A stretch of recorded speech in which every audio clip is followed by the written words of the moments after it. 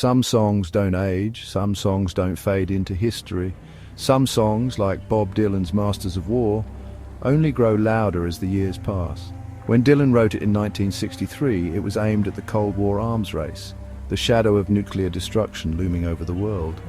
But listening to it today, he might as well have written it yesterday. Because the Masters of War, they never really left. They just changed faces, changed countries, changed strategies, and yet the song still fits. Too well. Maybe too well. Dylan wrote Masters of War in 1962, just 21 years old. It was one of his first real protest songs, raw, unapologetic, dripping with anger. Inspired by an old folk tune, Not a Moon Town, the song wasn't just another anti-war plea, it was personal. A direct attack on the men in suits who send young soldiers to die while they sit safely behind their desks. It came out at the height of the Cold War, just after the Cuban Missile Crisis nearly wiped us off the map. The world was on edge, nuclear weapons were multiplying, and Dylan, like so many others, saw the hypocrisy. Politicians and weapons manufacturers getting richer, while entire generations were being dragged into wars they had no say in. But Dylan didn't just make a general statement against war, he made it personal, he called these people out, and he didn't mince words. Come you masters of war, you that build all the guns, you that build the death planes, you that build the big bombs. There's no mystery here, no poetry to decipher. This is a direct accusation, and if I told you these lyrics were written yesterday, would you even doubt me? Because the weapons are still being built, the bombs are still being dropped, the wars are still being fought, and the people profiting, they're still sitting safely behind desks, just like they were in 1963. Think about the conflicts happening right now, Ukraine, Gaza, Syria, the billions pouring into defense contracts while ordinary people, families, children pay the price. It's the same cycle over and over again. Dylan saw it coming. He knew this wasn't just about one war or one era. It was about the system itself, the way power feeds war and war feeds power. And in the next verses, he tears that system apart. You that never done nothing, slave, but build to destroy, you play with my world like it's your little toy. That line alone could be directed at almost any world leader today.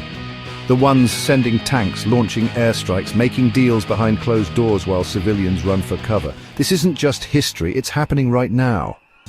Dylan wrote a lot of protest songs, but this one burns. This isn't just sadness or frustration, this is rage. Dylan himself even said, I've never written anything like that before. I don't sing it with any love in my heart, and you can hear it. Every word drips with disgust. And then there's that verse, the one that made even Dylan's own fans stop and say, whoa. And I hope that you die and your death will come soon. I'll follow your casket in the pale afternoon. He's not just condemning them, he's wishing them gone, wishing them dead. For a folk singer in the 60s, that was unheard of. Protest songs were supposed to be about hope, about peace. But Dylan wasn't interested in being polite.